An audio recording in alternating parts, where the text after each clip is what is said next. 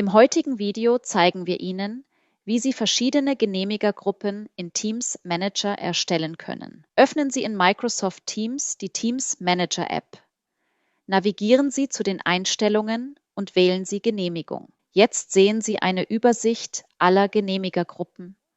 Standardmäßig gibt es bereits eine Standardgenehmigergruppe mit Ihnen als erstem Genehmiger.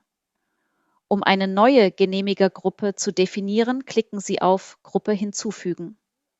Geben Sie Ihrer neuen Genehmigergruppe einen Namen und eine Beschreibung. Suchen Sie nach den Benutzern, die Sie hinzufügen möchten, und wählen Sie sie aus. Die neue Genehmigergruppe wird nun in der Übersicht angezeigt.